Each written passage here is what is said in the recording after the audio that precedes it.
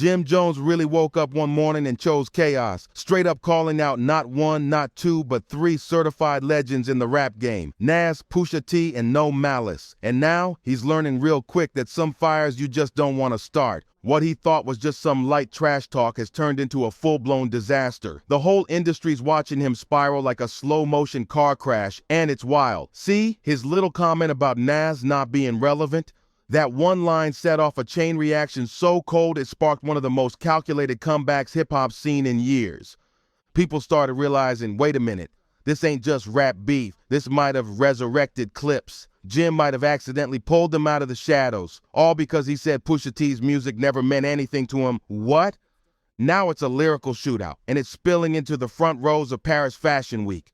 We're talking Pharrell, Beyonce, and Jay-Z sitting there in the middle of the smoke, watching this drama unfold like it's a high-stakes movie. And guess who's dead center in the chaos? Jim Jones, the same dude who dared to say, "They know about Nah, my son." Bro, Harlem probably went silent after that. This whole thing turned him into the promo package for Clipse's return without even realizing it. Don't miss what happens next. Subscribe to the Juicy Real channel now. Jim didn't just poke the bear, he went straight for the heart. He dragged Nas's entire legacy to the table, uninvited, and said it wasn't even memorable enough for the next generation to care about. Total disrespect.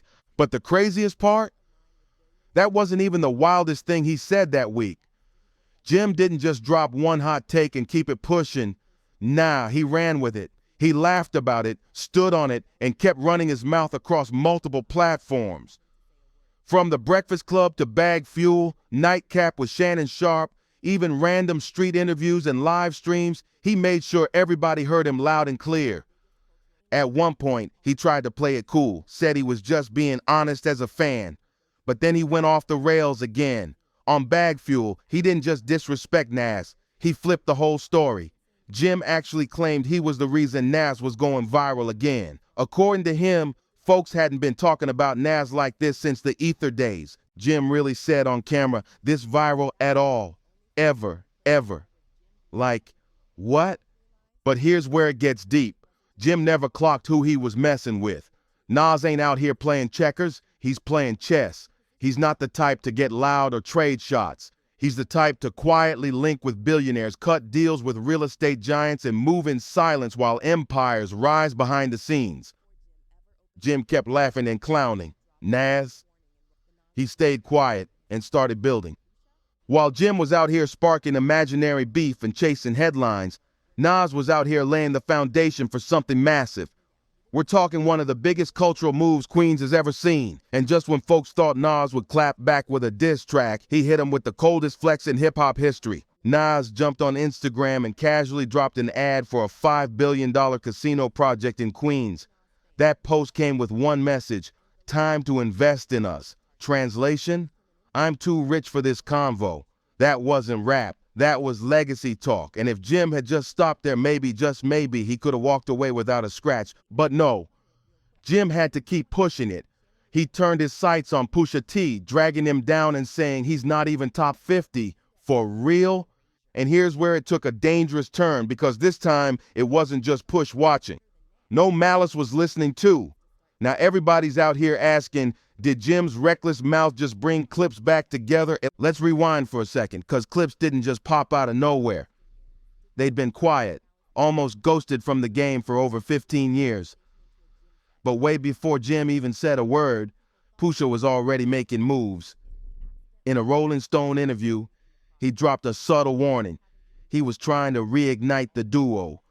Pusha told the world, I'm like, yo, listen to what I just made. We can really do this. But his brother, he wasn't ready. He brushed him off. Until now. This is getting way deeper. Don't miss a second. Smash that subscribe on the Juicy Real channel. Pusha T said it straight. If I had it my way, it would be the Clipse. But he made it clear it was all up to his brother. And guess what? Jim Jones might have just handed No Malice the perfect excuse to jump back in. The whispers of a Clipse reunion started bubbling way back at Something in the Water, Pharaoh's Festival in Virginia Beach, where the brothers hit the stage in 2022 and lit it up. Then came Chicago's Hyde Park Summerfest, and once again they ripped through Lord Willin' and Hell Hath No Fury like they never left. No Malice looked like he was hungry for more. But it's what happened after that really flipped the script. Clipse popped up in Paris, walking the Louis Vuitton runway, hand in hand with Pharrell, who had just been crowned the new creative director for LV's menswear line, and who was sitting front row locked in. Jay-Z and Beyonce, vibing to every second of it. Then, out of nowhere, in the middle of this luxury fashion moment, a brand new Clipse track blasted through the speakers. The track was raw, razor sharp, and every bar had one clear target: Jim Jones. Pusha wasn't being slick or subtle, he was direct. He looked that man in the eye through the lyrics. But this wasn't your average diss, it was a full-on art piece, a warning shot, fired in the most poetic way possible. Live at Paris Fashion Week, surrounded by the elite and backed by one of the biggest tastemakers in the game. Once Pharrell's name got pulled into the mix, fans wasted no time connecting the dots. Was this his silent revenge? A calculated chess move straight from the Louis Vuitton headquarters to clap back at Jim Jones for all those slick comments and shady looks over the years? It's starting to look real possible, especially when you consider this. Jim's been hyping up Drake as the GOAT in interview after interview, knowing full well that Drake is Pusha T's biggest rival. He made it crystal clear where he stands in that complex interview, and it wasn't with Clipse. And then boom, Clipse came back, but not with a rollout, not with a hit single, no press tour. They came back with a revenge track, dropped at Paris Fashion Week, one of the most iconic stages in pop culture ever. Jim might have thought he was just talking tough, but Pusha and No Malice, they were quietly plotting a comeback through him. Now the real question is, did Jim Jones just give No Malice the most epic comeback in rap history, or did he just write his own legacy off by mistake? Because here's the thing, the Clipse haven't even released a full album yet, and the shockwaves are already hitting the culture hard. And we can't forget Pharrell, the quiet mastermind behind the scenes. This ain't just a producer, this is family. He made the Clipse sound. He gave them their edge, their identity. So when Jim went on interviews clowning their legacy, calling them irrelevant, mocking their catalog, he wasn't just throwing shade at Pusha. He disrespected the entire Clipse movement. And the craziest part, nobody expected No Malice to come back like this. Let's be real. No Malice had been the silent one for over a decade. The older brother who stepped away from the rap game found peace, converted to Christianity, and made it clear time and time again he wasn't coming back. Meanwhile, Pusha T stayed on the front lines, holding down the legacy. So when No Malice's voice suddenly blasted through the speakers at the Louis Vuitton runway show in Paris, it wasn't just surprising, it was chilling. Now hold up, let's unpack that moment. No Malice wasn't just tossing out random bars. Every line was calculated, layered with meaning, and aimed with precision. That line, bird talk, we all parrots, wasn't just a clever wordplay. That was a direct shot at Bird Gang, Jim's crew, his whole identity, his brand. And it didn't stop there. He name-dropped Paris and Dallas, which just so happened to be the exact cities Jim mentioned days earlier in his freestyle over the Chains and Whips beat. That's not a coincidence. No Malice ain't just rapping, he's listening, and he's coming back with heat. But what really got people talking? No Malice wasn't rapping like someone who got dragged out the house. He was rapping like he'd been waiting for this moment. Every bar hit with the energy of a man who had something to prove and the patience to wait for just the right time. Suddenly, his return wasn't just a cool surprise. It was a straight-up warning. And who handed him the mic? Jim Jones. Jim even kicked off his response campaign with a clip of himself laughing at Pusha's Paris verse, like he still didn't get what's coming. Jim tried to laugh off the Paris diss on Instagram like it was no big deal, but the mask slipped bad on Drink Champs. When NORE brought up the Clipse track, Jim's tough guy act cracked for a split second. He admitted he felt it. That was the moment people saw through the act. Behind the scenes, he was shaking. Trying to save face, Jim jumped in the booth and dropped his Chains and Whips freestyle, a response over the exact same beat Clipse used to fire shots at him. Bold move? Maybe. Smart move? Not so much. Then came the Batty Awards, where Bootleg Kev sat Jim down for a quick interview. And Jim, he did what he always does, tried to sound cool, like nothing was getting to him.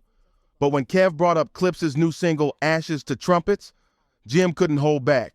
He called the bars mid, said Clipse was just riding nostalgia, acting like they were stuck in the past. But instead of looking like a seasoned vet standing tall, Jim looked like a rapper slowly unraveling. On camera. 'Cause here's the truth. What do you do when the people you threw shade at suddenly come back stronger? When the legends you clowned start winning again? You've only got two choices. Double down or fade out. And Jim, he doubled down hard. Just when you thought he couldn't dig himself in deeper, he grabbed another shovel. Back on Nightcap with Shannon Sharp, Jim launched into yet another tirade, and he went right back to his favorite target. Jim really said with a straight face that Nas was never influential. He claimed Nas always came in second place to Jay-Z and DMX, like that was just common knowledge. And then, he really lost the plot by dropping this wild take.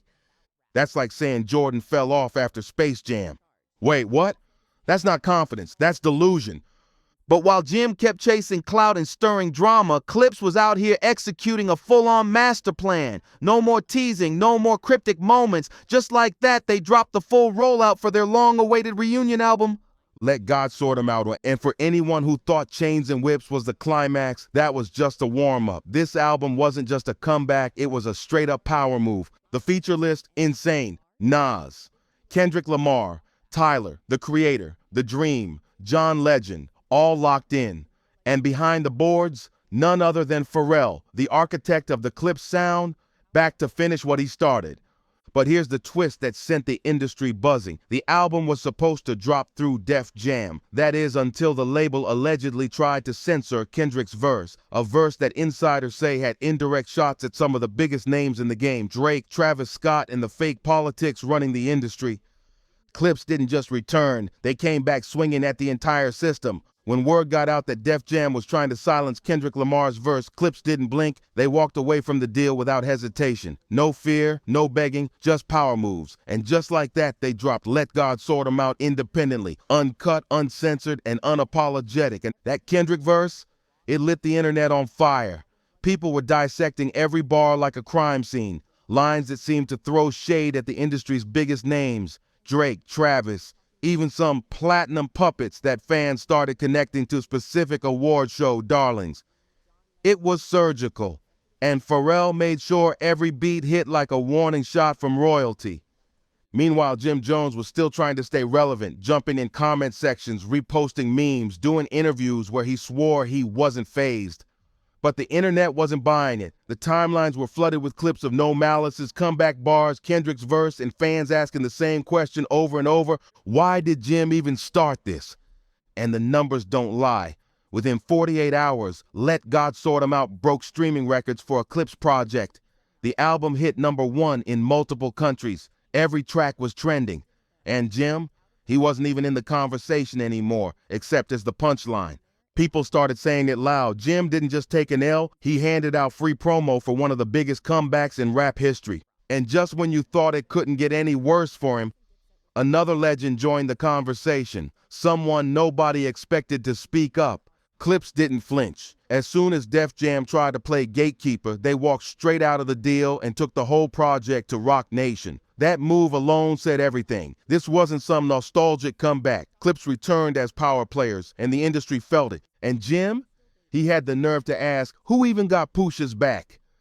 They answered that loud and clear with Billionaires, Icons, and a chart-topping album. This shift didn't happen overnight, but make no mistake, it was real. Jim Jones wasn't just getting dissed, he was getting quietly phased out. Not blackballed, but benched. And for a guy who built his whole image on being loud, loyal, and front and center, that silence hit harder than any bar Clipse could spit. Now with a Clipse X Nas collab on the way, everyone already knows it ain't just gonna be a diss, it's gonna be a funeral. Sure, Jim can keep rapping, keep trolling, keep acting like it's all jokes, but behind the curtain, moves are being made, tours are being locked in, visuals are being filmed, corporate deals are being inked, and guess what? Jim's name ain't on any of those lists. So the question now isn't, will Jim clap back? It's, will anybody even care if he does? He wanted to go viral. He wanted to stir the pot. Now, he's standing on the outside, watching the game move without him. He might have just talked himself out of hip-hop history. Don't miss what happens next. Subscribe to Juicy Reel right now.